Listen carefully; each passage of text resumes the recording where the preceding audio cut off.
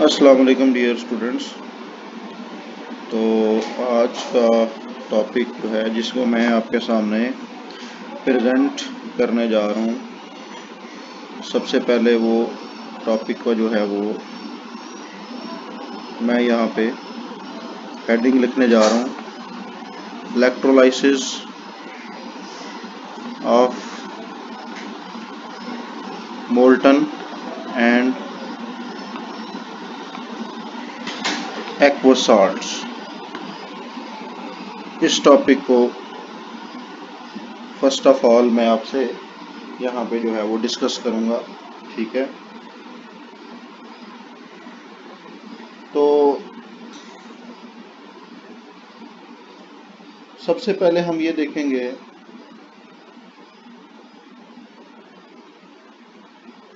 कि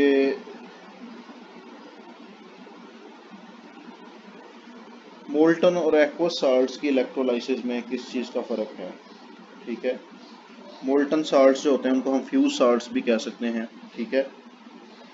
तो जैसे कि मोल्टन साल्ट्स की इलेक्ट्रोलाइसिस पे हम सबसे पहले यहाँ पे जो है वो डिस्कस करेंगे, ठीक है। तो उसके लिए देखें ज़रा, सबसे पहले मोल्टन साल्ट्स को हम क्या कह सकते हैं, फ्यूज्ड साल्ट्स भी इनको कह सकते हैं, ठीक है। अब देखिए फ्यूज साल्ट्स जो होते हैं इसमें सिंपल साल्ट को मेल्ट किया जाता है, जैसे कि आप कह सकते हैं कि PbCl2 है, अगर आपके पास सॉलिड स्टेट के अंदर अगर आप इसको हीट अप करते हैं तो इसके मेल्ट होने के बाद दो किस्म के आयंस बनेंगे, ठीक है। एक इसके लेड आयंस होंगे और दूसरे इसके कौन से आयंस होंगे, क्लोराइड आयंस होंगे, ठीक है जी। अब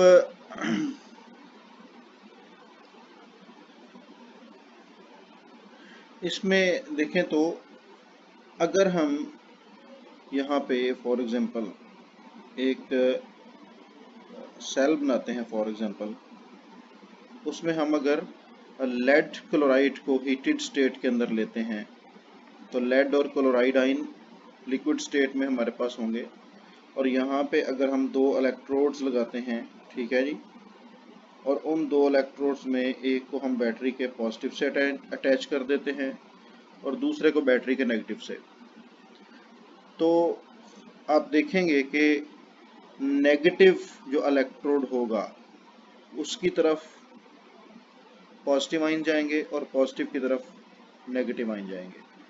और यहाँ पे आप देख सकते हैं कि there are only two types of the ions, lead ions and chloride ions.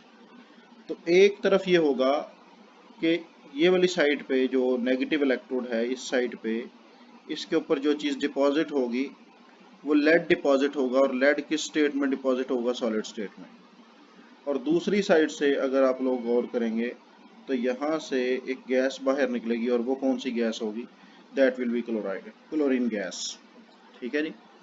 तो बेसिकली हो ये रहा है कि यहाँ पे भी ऑक्सीडेशन और रिडक्शन रिएक्शंस होते हैं, और फ्यूज साल्ट्स में आप लोग याद रखेंगे इस बात को कि जो हमारे पास जो प्रोडक्ट्स होते हैं दैट आर प्रिडिक्टेबल, इनको प्रिडिक्ट किया जा सकता है।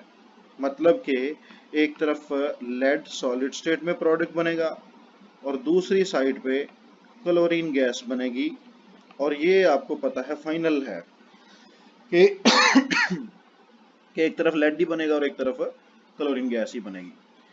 इसी तरह से अगर आप देखते हैं कि नेक्स्ट हम बात करेंगे एक्वस साल्ट्स के ऊपर, ठीक है जी, और एक्वस सॉल्यूशन ऑफ साल्ट्स के ऊपर अगर हम बात करते हैं तो एक्वस सॉल्यूशन ऑफ साल्ट्स में और इसकी इलेक्ट्रोलाइसिस के अंदर क्या फ़र्क है, और वो फ़र्क आपके सामने मैं एक्सप्लेन करने जा रहा हूँ, ठीक है। अब एक्वस में क्या होता है कि जैसे कि हमारे पास आपकी बुक वाली ही एग्जांपल लेने लगा हूँ, NaNO3 है और साथ हम ले लेते हैं फॉर एग्जांपल वाटर को, ठीक है जी। अब NaNO3 जब आयोनाइज होता है तो सोडियम आयन बनते हैं, साथ इसके कौन से आयन बनते हैं, नाइट्रेट आयन, ठीक है जी।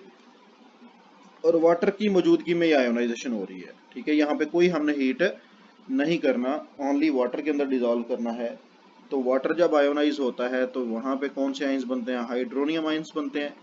साथ उसके कौन से आइंस बनते हैं? हाइड्रोक्सल आइंस बनते हैं। ठीक है जी।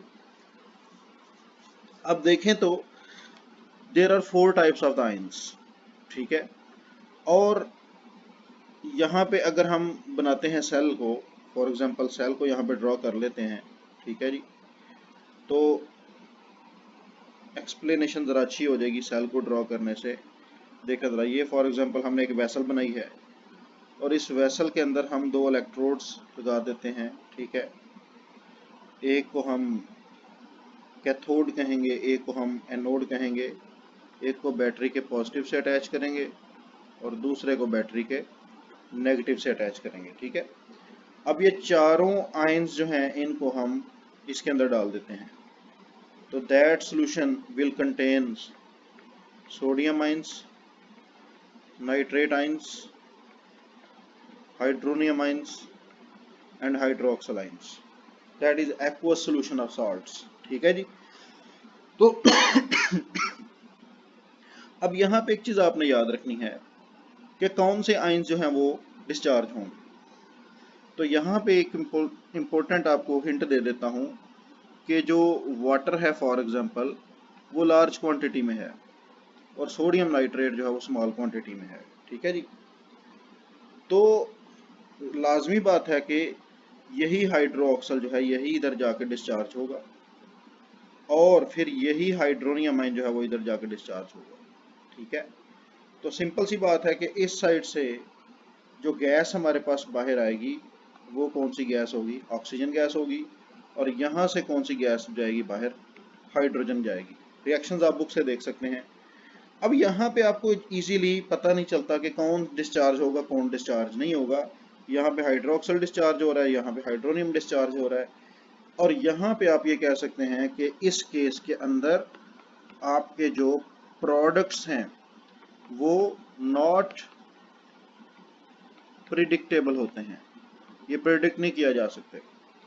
लेकिन इनको फिर आगे 2 तरीके होते हैं प्रोडक्ट्स को प्रिडिक्ट करने के, उस तरीके से जाके हम प्रोडक्ट्स को प्रिडिक्ट कर सकते हैं। ठीक है। और वो 2 तरीके जो हैं वो आपके सामने मैं एक्सप्लेन करने जा रहा हूँ। ठीक है। फर्स्ट है जी रिलेटिव स्पीड ऑफ आयंस। अब देखें ना, यहाँ पे हाइड्रोनियम की स्पीड ज़्यादा है, हाइड्रोक्सल की ज़्यादा है, सोडियम की और नाइट्रेट की स्पीड कम है। तो एक तो रिलेटिव स्पीड है आयंस की कि पॉजिटिव जो अगर 2 आपके पास आ गए हैं तो उनमें से हाइड्रोनियम पहले जाएगा या सोडियम पहले जाएगा। तो रिलेटिव स्पीड ऑफ आयन जो है ये अक्सर मैं तो इसको प्रिडिक्ट करता हूँ किससे? With the help of electrochemical series से मैं इसको जो है वो एक्सप्लेन करता हूँ। ठीक है जी। और दूसरा है जो कि अभी हमने डिस्कशन की है, और दूसरा मेथड है प्रोडक्ट को प्रिडिक्ट करने का, और वो क्या है? Concentration of ions. कि जिस आयन की कंसंट्रेशन ज़्यादा होगी उसकी जल्दी डिस्चार्जिंग होगी। जैसे कि मैंने इधर कहा कि वाटर और वाटर ज़्यादा है तो उसके आयंस भी ज़्यादा होंगे, और सोडियम और नाइट्रेट कम है, सोडियम नाइट्रेट कम क्वांटिटी में है तो उसके आयंस भी लेस क्वांटिटी में होंगे। दैट्स वाई उसकी डिस्चार्जिंग भी नहीं होगी। अभी हमने किस चीज़ की बेस पे डिस्चार्जिंग करवाई है? कंसंट्रेशन की बेस पे। हाँ जी, रिलेटिव स्पीड ऑफ आयंस की जो बात है वो इंशाल्लाह नेक्स्ट में आपको इलेक्ट्रोकेमिकल सीरीज के अंदर ही एक्सप्लेन करूंगा। वो मैं इसको एक्सप्लेन नहीं करूंगा, ना मैं रट्टा लगाऊंगा इधर आपको इसका। ठीक है। तो फिलहाल इतना ध्यान में रखें कि 2 वजूहत होते हैं जिसकी वजह से हमें प्रोडक्ट्स का जो प्रिडिक्ट नहीं होती उनको प्रिडिक्ट कैसे किया जा सकता है। तो उसकी 2 वजह है। कंसंट्रेशन ऑफ आयंस के हाइड्रोनियम और हाइड्रोक्सल ज़्यादा थे, वो डिस्चार्ज हो गए, दूसरे दोनों सोल्यूशन में रह गए। जबकि रिलेटिव स्पीड ऑफ आयन भी एक चक्कर है, वो इंशाल्लाह नेक्स्ट आगे हम डिस्कशन उसके ऊपर करेंगे। ठीक है जी। हाँ जी, उसके बाद नेक्स्ट है आता है हमारे पास बात जी। हाँ जी, नेक्स्ट है हमारे पास जो टॉपिक आ रहा है हमारे पास वो है सिंपल एप्लीकेशंस। ठीक है जी, जिसको इंडस्ट्रियल एप्लीकेशन आप कहते हैं। ठीक है। Industrial importance applications of electrolysis के ऊपर मैं आपसे नेक्स्ट आगे डिस्कशन करने जा रहा हूँ। ठीक है जी। हाँ जी, तो एप्लीकेशंस में हमारे पास देखें तो सबसे पहली जो एक्सप्लेनेशन है वो है जी एक्सट्रैक्शन ऑफ सोडियम। इसको एमसीक्यू के पॉइंट ऑफ व्यू से इन चीज़ों को आपने जहन में रखना है। एक्सट्रैक्शन ऑफ सोडियम होती है किसके अंदर? In the down cell. ठीक है। अब डाउन सेल के अंदर हम जो इलेक्ट्रोलाइट यूज करते हैं वो कौन सा यूज होगा? इलेक्ट्रोलाइट विल बी NaCl, जो कि सॉलिड स्टेट में होगा, जिसको हम हीट करके NaCl को किस स्टेट में ले जाते हैं? लिक्विड स्टेट में। और लिक्विड स्टेट में जब लेके जाते हैं तो सोडियम आयन सेपरेट हो जाते हैं लिक्विड, और क्लोराइड आयन सेपरेट हो जाते हैं लिक्विड स्टेट के अंदर। ठीक है जी। तो there are two types of the ions, sodium ions and chloride ions. और जब आप इसकी डिस्चार्जिंग करेंगे तो क्योंकि आपको पता है कि sodium is cation and chloride is A9, और कैटाइन किसकी तरफ जाता है? कैथोड की तरफ, और एनाइन किसकी तरफ जाता है? एनोड की तरफ। और एक तरफ आपको सोडियम हासिल हो जाएगा लिक्विड स्टेट में, और एक तरफ कौन सी गैस बनेगी? इसकी बन जाएगी क्लोरीन गैस, और सोडियम आपके पास किस स्टेट में इकट्ठा हो जाएगा? लिक्विड स्टेट के अंदर। तो ये है सिंपल फर्स्ट एप्लीकेशन इसकी, कि डाउन सेल में आप सोडियम की मैन्युफैक्चर करते हैं with the help of sodium chloride electrolyte. और कोई भी दो इलेक्ट्रोड इनर्ट लगाए जा सकते हैं, कार्बन के लगाए जा सकते हैं, ग्रेफाइट के लगाए जा सकते हैं, जिसको आप कहते हैं। ठीक है। इसी तरह से नेक्स्ट आगे चलते हैं तो सेकंड एप्लीकेशन की तरफ हम चलते हैं। हाँ जी, और सेकंड एप्लीकेशन है हमारे पास इसकी manufacture of caustic soda. Caustic soda की जो मैन्युफैक्चर है वो बेसिकली आपके कोर्स में जो है वो किसके अंदर आई है? नेल्सन सेल के अंदर। ठीक है। अब इसके अंदर भी आपको एक चीज़ जहन में होनी चाहिए कि इसके अंदर इलेक्ट्रोलाइट कौन सा होगा। तो इलेक्ट्रोलाइट जहन में रखें ज़रा, इसमें क्या चीज़ यूज़ होगी? NaCl होगा, प्लस उसमें दूसरी चीज़ क्या यूज़ करेंगे? वाटर यूज़ करेंगे। ठीक है। हाँ जी, NaCl होगा, प्लस क्या चीज़ यूज़ होगी? वाटर। तो इसमें वाटर ऐड करने की वजह से there are 4 type of ions, NaCl, H positive and OH negative. हाँ जी, होता क्या है जब इलेक्ट्रोलाइसिस होती है तो ये एनाइन यूज होता है और ये कैटाइन यूज होता है। इसकी बन जाती है हाइड्रोजन गैस, इसकी बन जाती है क्लोरीन गैस। ये दोनों खत्म हो गए, और बाकी कौन बचा जी? सोडियम और हाइड्रोक्सल दोनों सेल के अंदर मिलके, सॉरी हाँ जी, दोनों सेल के अंदर मिलके किसके अंदर कन्वर्ट हो जाते हैं? सोडियम हाइड्रोक्साइड के अंदर। ठीक है। तो इस तरह से आप सोडियम हाइड्रोक्साइड को हासिल करते हैं। ये चैप्टर नंबर 2 जो है ना, पार्ट 2 का, उसकी जब डिस्कशन आएगी ना, उसके अंदर भी ये नेल्सन सेल बड़ी डिटेल से आया है, वहाँ पे हम डिस्कशन करेंगे। तो देखें फ़र्क क्या है इसके अंदर और इसके अंदर। फ़र्क किस चीज़ का आ रहा है कि वहाँ पे वाटर नहीं है NaCl के साथ, और यहाँ पे इसके साथ वाटर आ रहा है। ठीक है। इसी तरह से नेक्स्ट हम चलते हैं आगे। हाँ जी, नेक्स्ट आगे चलते हैं जी, तीसरी एप्लीकेशन के ऊपर हम बात करते हैं। ठीक है। हाँ जी, थर्ड एप्लीकेशन जो है जब उसकी हम बात करते हैं तो उसमें जो हमारे पास, हाँ जी, थर्ड एप्लीकेशन के ऊपर जब हम बात करते हैं तो थर्ड एप्लीकेशन इसकी, इसके अलावा और सेल भी हैं इसमें, कास्टनर केल्नर सेल है, मर्करी सेल है इसके अंदर, जो आप नेल्सन सेल की जगह पे यूज़ कर सकते हैं। ठीक है। थर्ड एप्लीकेशन है तो उसकी मैं हेडिंग भी आपको यहाँ पे देने जा रहा हूँ, that is extraction of calcium and magnesium. जैसे आपने फर्स्ट एप्लीकेशन पढ़ी है बिल्कुल उसी तरह है ये। ठीक है। लेकिन यहाँ पे इलेक्ट्रोलाइट जो है वो कौन सा यूज़ करेंगे? कैल्शियम क्लोराइड यूज़ कर लें फॉर कैल्शियम एक्सट्रैक्शन, और MgCl2 को यूज़ कर लें फॉर मैग्नीशियम। जैसे आप देखें ना, उधर सोडियम क्लोराइड यूज़ किया था तो उससे एक तरफ सोडियम और एक तरफ क्लोरीन गैस बनी थी। ठीक है। इसी तरह एक्सट्रैक्शन ऑफ मैग्नीशियम और कैल्शियम में एक तरफ कैल्शियम अलग हो जाएगा, एक तरफ क्लोरीन गैस। क्लोरीन किस फॉर्म में चली जाएगी? गैस फॉर्म में यहाँ से निकल जाएगी। ठीक है। और कैल्शियम अलग हो जाएगा, और इसी तरह यहाँ पे भी क्लोरीन गैस फॉर्म में चली जाएगी और मैग्नीशियम अलग हो जाएगा। ठीक है। ये थी हमारे पास थर्ड इसकी एप्लीकेशन। इसी तरह से नंबर 4 पे हम चलते हैं। हाँ जी, चौथी एप्लीकेशन जो इसकी आती है वो भी इनसे मिलती जुलती है, और वो हमारे पास जो चौथी एप्लीकेशन है वो है जी एक्सट्रैक्शन ऑफ एल्यूमिनियम। ठीक है, एक्सट्रैक्शन ऑफ एल्यूमिनियम। हाँ जी, एल्यूमिनियम की एक्सट्रैक्शन। हाँ जी, एल्यूमिनियम के एक्सट्रैक्शन के लिए हम क्या क्या यूज़ करते हैं? Fused bauxite. हाँ जी, इलेक्ट्रोलाइट में यहाँ पे एक मिक्सचर यूज़ होता है। ठीक है, और वो कौन सा मिक्सचर यूज़ है? That is fused bauxite. और बॉक्साइट आपने सेकेंड ईयर के अंदर पढ़ा हुआ है। ठीक है, दैट इज़ Al2O3.2H2O। यहाँ पे देखें ना, कौन से आइंस मौजूद होंगे? एल्यूमिनियम आइंस मौजूद होंगे। और कैटाइन कैथोड की तरफ जाएगा, एल्यूमिनियम जो है वो कैथोड की तरफ जाकर डिपॉजिट हो जाएगा, एल्यूमिनियम सेपरेट हो जाएगा। ठीक है, और क्रायोलाइट की प्रेजेंस में ये काम होता है। ठीक है, और इसी प्रोसेस को हम क्या कहते हैं? Hall Heroult process. ठीक है, और प्लस इसके साथ क्या चीज़ यूज़ होती है? Na3AlF6। और इसी चीज़ को हमने मिनरल को क्या नेम दिया हुआ है? क्रायोलाइट। तो इन दोनों का जो मिक्सचर है इसको फ्यूज़ किया जाता है। ठीक है ना, क्या किया जाता है? इनको फ्यूज़ किया जाता है। फ्यूज़ का मतलब है मेल्ट किया जाता है और एल्यूमिनियम आयन सेपरेट करके उसकी डिस्चार्जिंग कर दी जाती है, जिससे एल्यूमिनियम आपको हासिल हो जाता है। ठीक है, हाँ जी, इसी तरह से नंबर 5, पाँचवें नंबर पे जो हमारी एप्लीकेशन आती है इसकी, हाँ जी, वो क्या है? That is anodising. हाँ जी, क्या है? एनोडाइजिंग। एनोडाइजिंग किसको कहते हैं जी? एनोड बना के लेयर चढ़ाना। ठीक है, making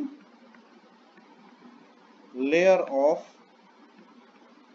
oxide on metal by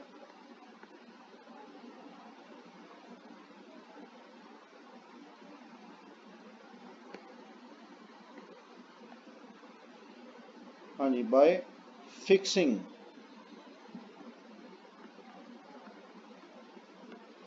metal as anode.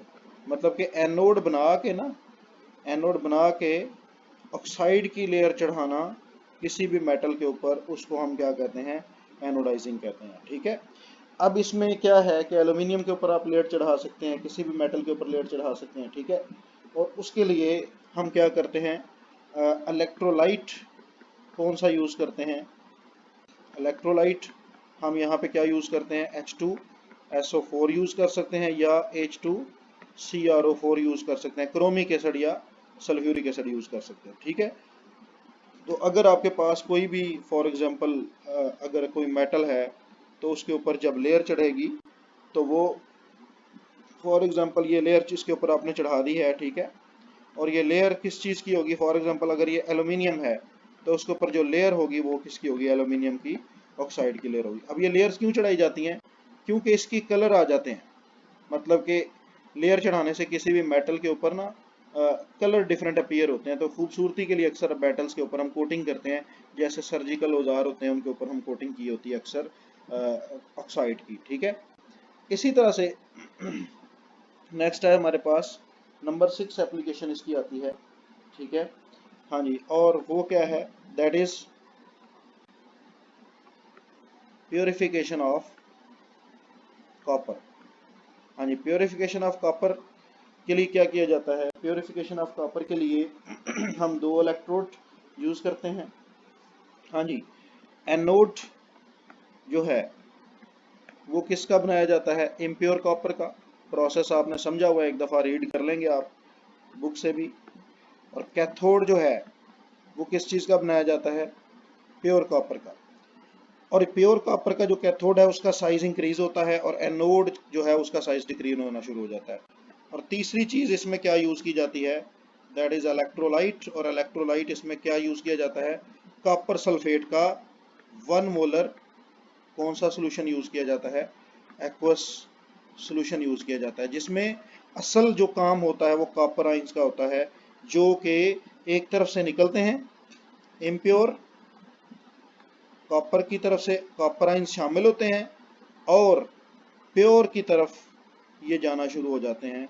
और बीच में यूज़ होता है कौन सा साल्ट? कॉपर सल्फेट का। ये आपने डिटेल से पढ़ा हुआ है, इसको एक दफ़ा देख लीजिएगा, कोई कन्फ्यूजन हुई तो इसमें पूछ लीजिएगा मेरे से। ठीक है जी, तो बेसिकली प्योरिफिकेशन ऑफ कॉपर में इम्प्योर कॉपर का जो साइज है वो डिक्रीज होना शुरू हो जाता है और प्योर कॉपर का साइज जो है वो इंक्रीज होना शुरू हो जाता है। ठीक है, इसी तरह से नेक्स्ट आगे चलते हैं। तो 7th एप्लीकेशन लास्ट है इसकी, और वो क्या है जी, वो बड़ी इंपॉर्टेंट है, इलेक्ट्रोप्लेटिंग, और सिंपल भी है।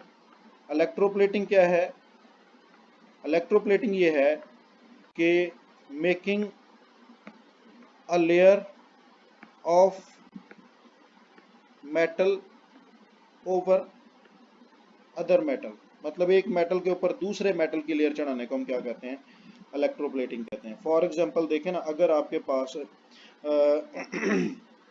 फॉर एग्जांपल एक स्पून है, ठीक है, स्पून आपके पास सिंपल जो है वो आप कह सकते हैं कि किसी भी स्टील का स्पून है आपके पास, ठीक है। अगर आप चाहते हैं इसके ऊपर गोल्ड प्लेटिंग की जाए, ठीक है, इसके ऊपर सोना चढ़ाया जाए, तो आप क्या करोगे? आप ये जो स्टील का जो स्पून होगा, इसको बेसिकली आप क्या बना दोगे? कैथोड बना दोगे, ठीक है, और साथ इसके जो इलेक्ट्रोलाइट यूज करोगे, और वो कौन सा यूज करोगे? गोल्ड का यूज करोगे, जैसे कि गोल्ड क्लोराइड है, और आपको पता है एक्वारिजिया यूज होता है इसको आयोनाइज करने के लिए।